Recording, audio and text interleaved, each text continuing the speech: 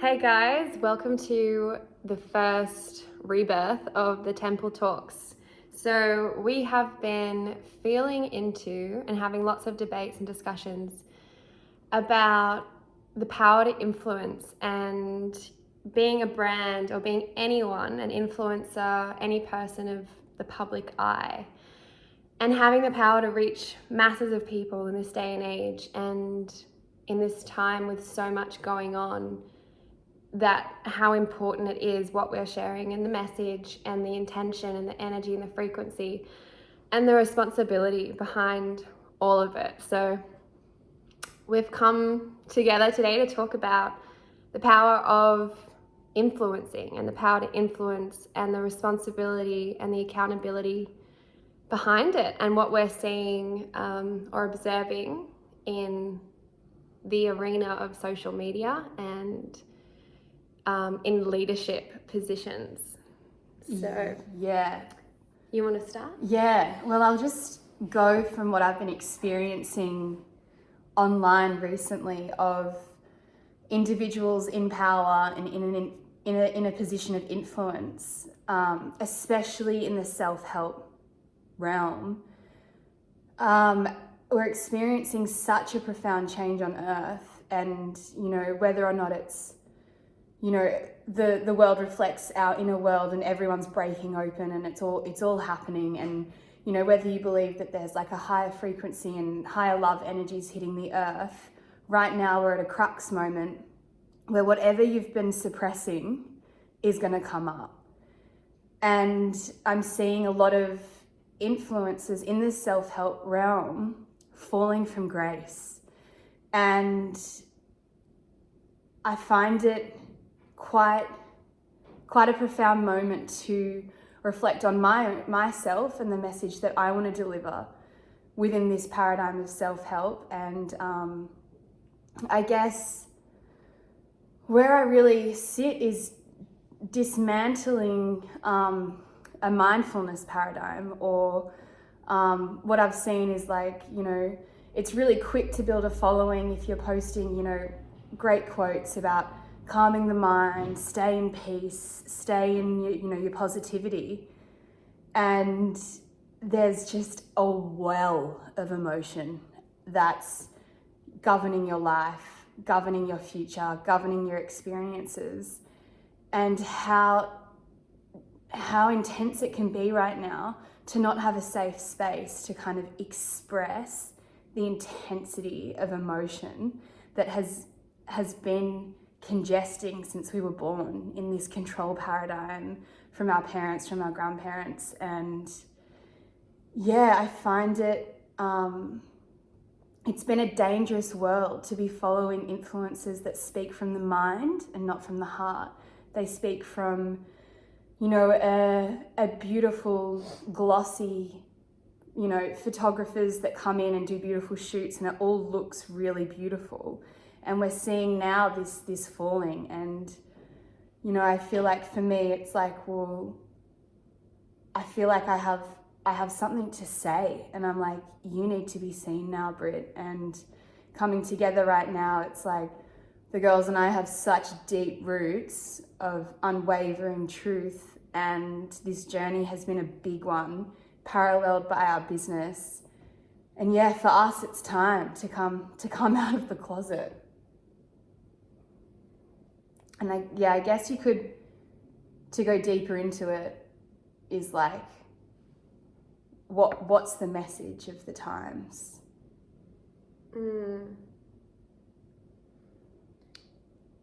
Yeah. Or just, I guess, and to add, just on the back of that, like a big message I think that's coming through for us is to really feel.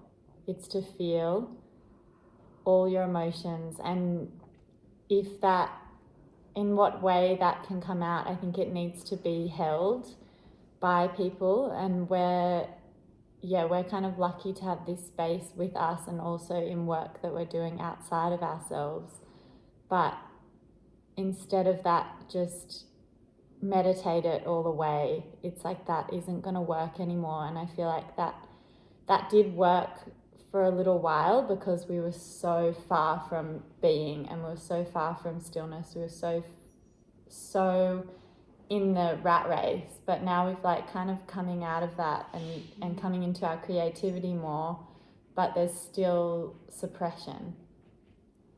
Yeah, I think it's complicated because not everyone is coming out of the rat race. Not everyone is as privileged to break free and start their own business necessarily. I mean, everyone has the power within them, and everyone is as privileged in their own power and gifts within, but not everyone's at that stage. So there is like definitely a place for slowing down and, you know, taking control, positive control of the mind. But it's just like where I feel like we're getting it wrong, or we're getting distracted, or we're getting stuck, is the obsession with the mind, whether that's like taking control of your thoughts or you're not your thoughts, all of these things that are like about the mind and about reflecting on the mind, processing through the mind, working through the mind. Everything is like this like diligence. It's still semi kind of like the old paradigm of like working really fast and hard, but like done reflected inwards on the self-help realm of like working inwards really fast and hard and like getting to that place really like quick.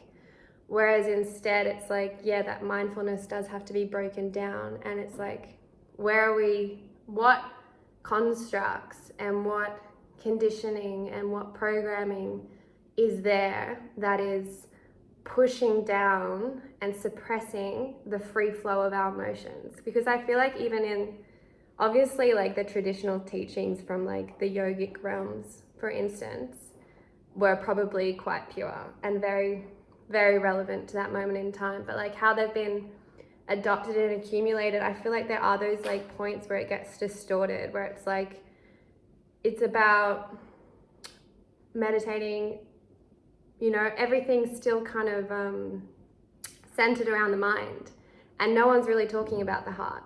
No one's really talking about like the naturalness and the humanness and the power within that of emotions, and like human emotionality as a place of power rather than a place of weakness.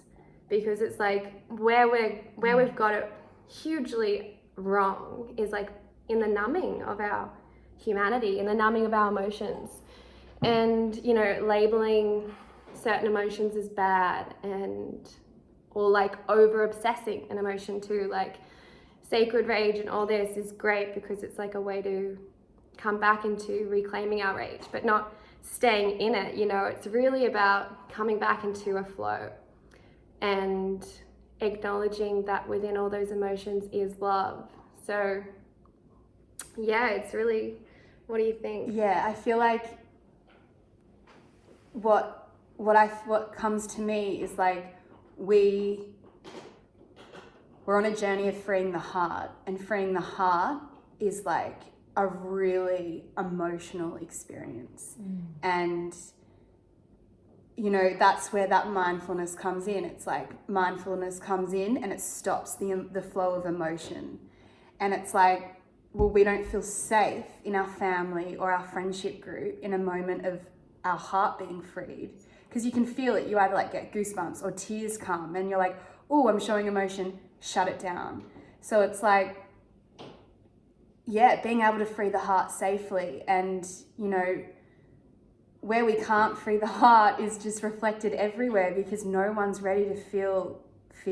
Everyone's afraid of their emotions. And I feel like that's where we're kind of like exploring. It's like, we can't be emotional beings in this collective process of freeing the heart because everyone's afraid. And so we turn to these processes of like listening to mindful things, stay calm, blah, blah, blah. I'm like, you know, just bring your calmness to the space. I'm like, if you come into my space with a calm mind and your energy is like going like this, I'm like, whoa, man, like make the situation way lighter and just express yourself in whatever's coming up, because that is going to make the space lighter. That is going to bring truth to the space, and we're all going to be able to navigate a more intimate relationship when all of that going on inside of you is freed. And it's like the freeing is liberating for everyone in the space. It's like, oh, you know, sorry for bringing this in, or like, you know, I'm really emotional. I'm like, sure, have boundaries. Like, we can't just be coming in and just like blabbering on everywhere, but it's But it moves. It does move it. Yeah, it does move it. Yeah. And it's kind of like, you know, there is boundary work, and there's also like the work doesn't really end, you know, like when you're committed to like freeing ourselves and freeing humanity, it's like if someone walks in with their stuff and you've invited them over and that's the situation, it is better for it to just like come up and be vulnerable and connect. And maybe the boundary would be like, okay, I'm tired now, like maybe we could go and continue this conversation a bit later, but like not putting things off, like letting it happen in the moment. And it is a communication tool. Like it takes a building to be able to like break it and call the energy and, you know, work on this process of like being completely honest and completely vulnerable with people. Like even that question, like, how's it going? Like breaking that construct down, because everyone's just like, good. We're not all good. You know, the world is like a pretty volatile place, and like also so magic, and within both spectrums is like so much emotion. And it's like, you know, not how are you going, but like what's happening in your life right now. You know, not like, how was your day yesterday, or what are you doing tomorrow? It's like we're still inviting the mind in. It's like, what's happening for you right now? And when you ask someone that, it's like, well, you know, XYZ, this happened, blah, blah, blah. And it's like, cool. Now there's like an intimacy because we're being really vulnerable in the moment. And it comes down to that vulnerability and that intimacy to mature a conversation or to mature a relationship. And I feel like when we tie this all back in with the influencers that have been using their words and their images and their mind illusion to build a following, this isn't working anymore.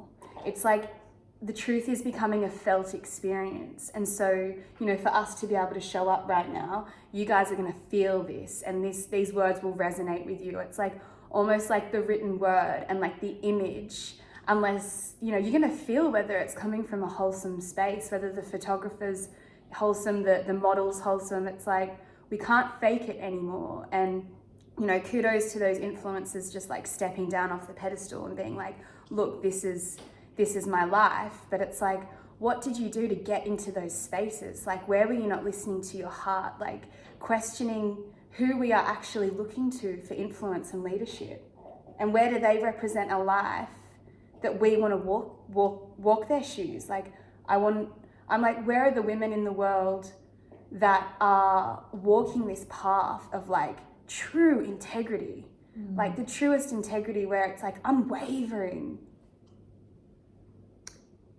I think it's also like, yes, but it's a mess.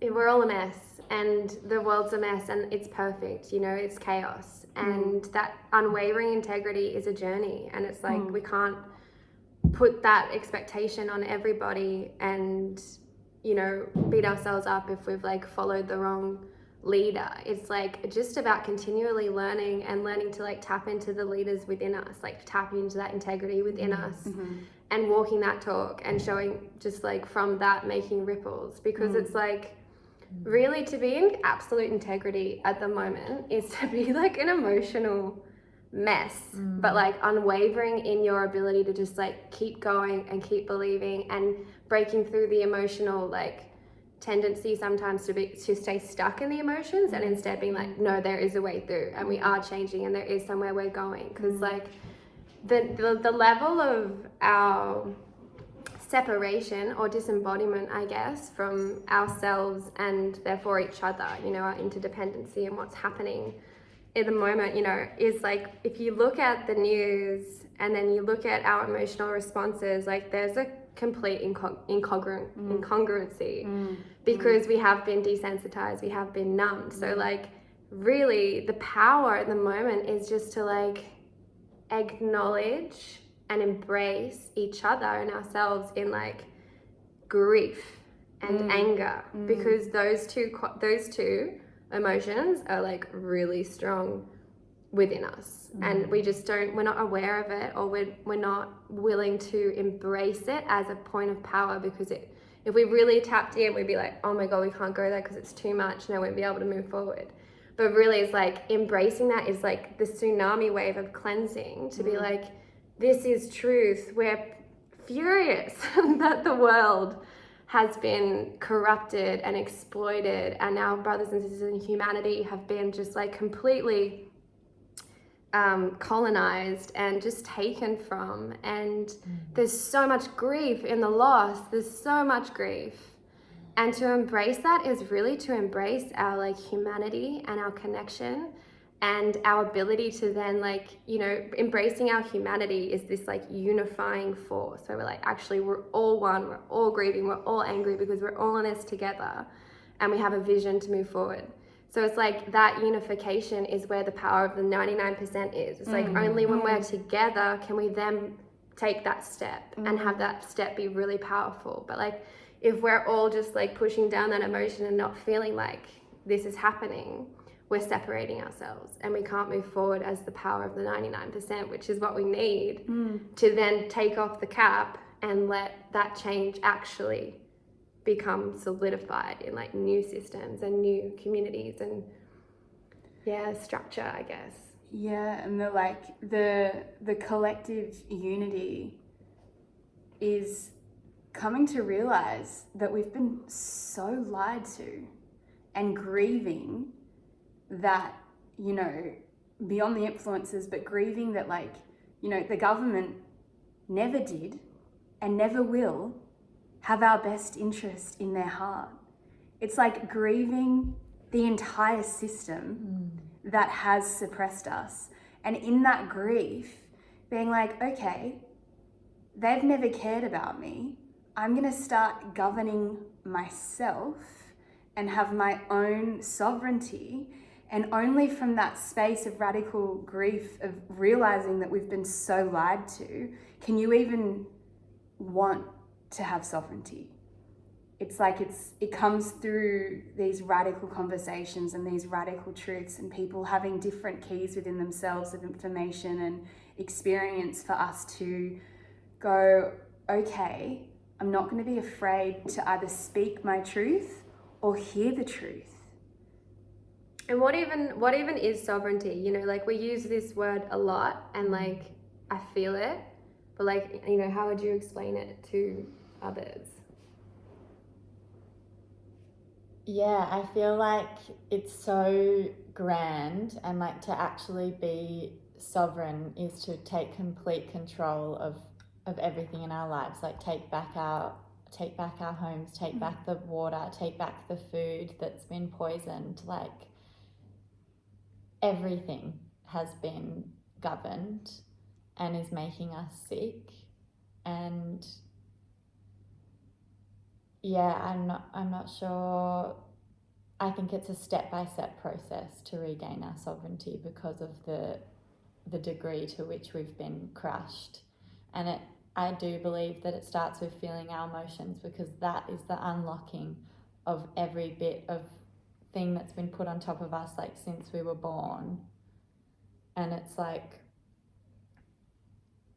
yeah, once we start feeling it all, we can start freeing.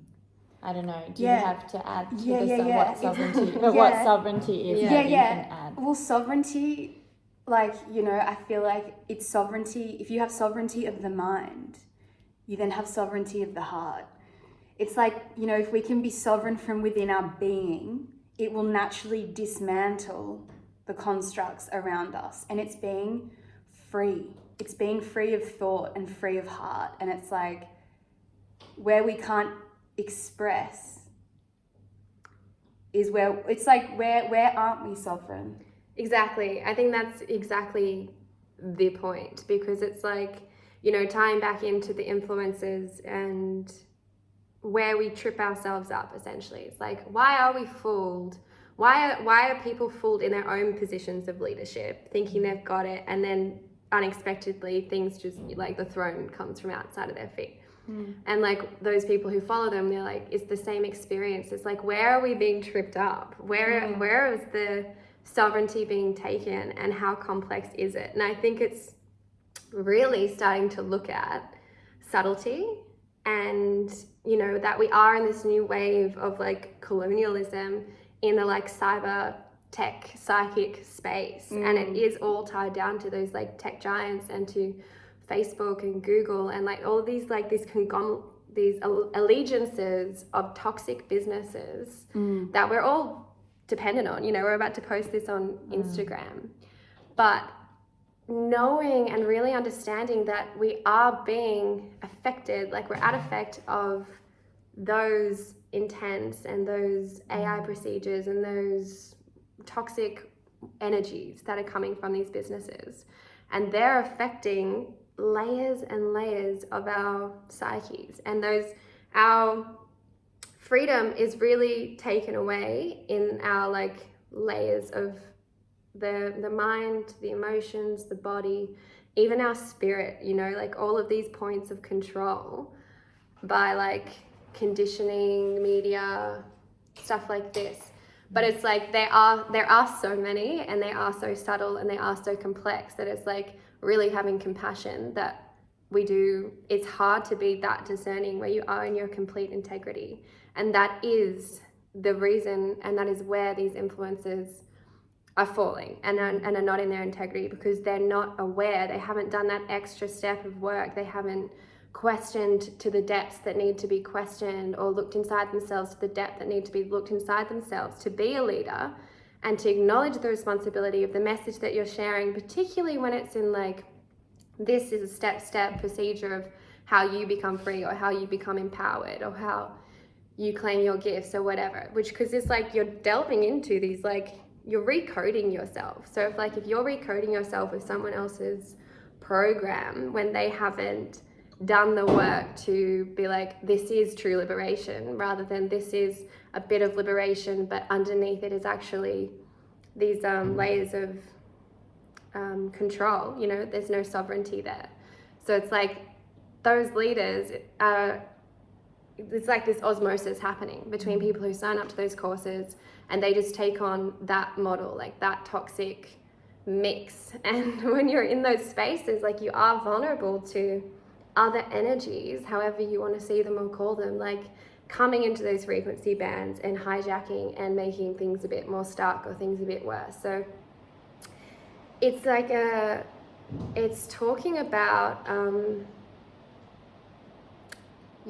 capacity to free ourselves is really our capacity to feel. That's where it starts, because you can't answer the question where you started, which was in the mind. It's like really our hearts are untainted, they are a pure space. So if we can tap into empathy and heart intelligence, it's the clearest, most unobstructed way of like discerning truth, I think. Yeah, and so maybe just beginning, like I feel like that's been the whole message, is to feel. And so it's like just looking at where in your everyday are you still numbing, where in every social situation are you not in your heart, like, and then having the courage to go into those spaces and see what happens.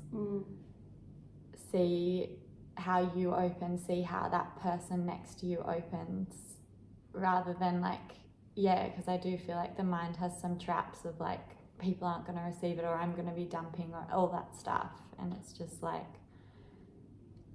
and I feel like often, you know, if we were to really just like go into our hearts, just stop everything and go into our hearts, generally what you would feel is like some heavy emotion, or like some pain, or some sadness, or something deep, you know, from your childhood and from your past, where you had to shut that sensitivity down, or you had to not love as much as you could, or like you weren't receiving love, so you had to like build a wall, everything to like make sense of our society and our reality so that we could grow up and move forward. But those parts are like, they're deep within us, and to like unleash the power of that love for ourselves, and the love for our past, and the love for that innocence within us, then is like almost like the key, I feel, to then allow that love to flow for each other, and allow just like breaking down the dam.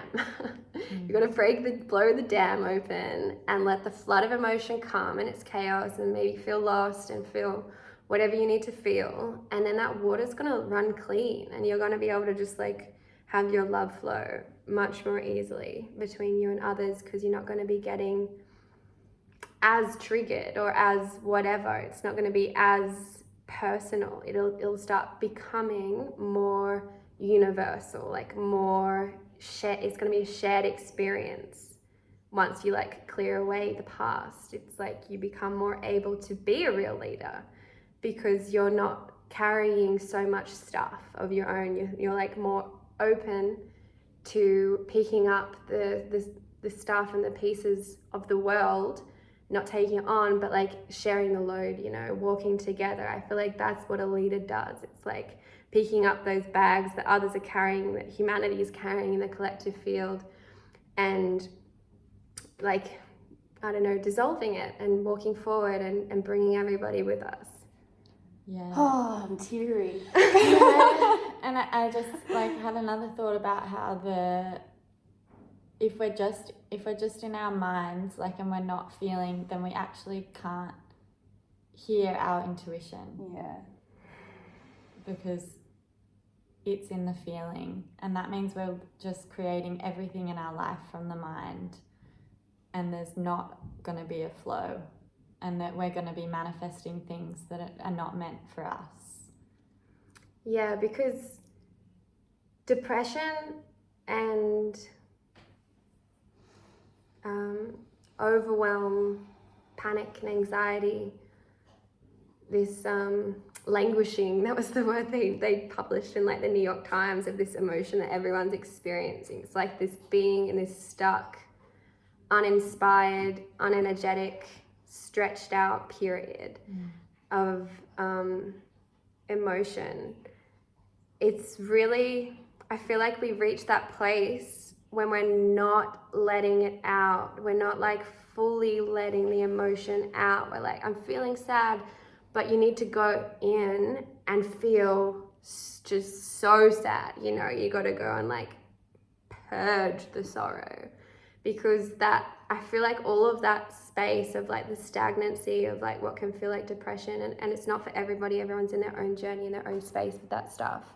But because it is quite a collective experience at the moment, it's like having the courage to go in and unplug and let it fully be expressed. And it is, I feel like that is a part of why we struggle, is because our expression is one of the things that have been taken from our sovereignty, like our ability to just free flow express and just like feel fine with expressing to the greatest degree of our expression, because if we could do that, emotions wouldn't build up, you know. And so like it is then tied to our creativity, and it's tied to our gifts. It's like, express your emotions.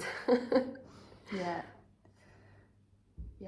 Oh, I reckon we're in loop-de-loop now. Yeah, that's the message. That's the message. That's the message. Right. Feel and express yourself, and just be discerning when, you know, you feel like there's a lot of words and mind and talk and not a lot of feeling. Feel thyself. Feel thyself. Feel thyself. Yeah. We're good? We're good. Love you guys. Peace out.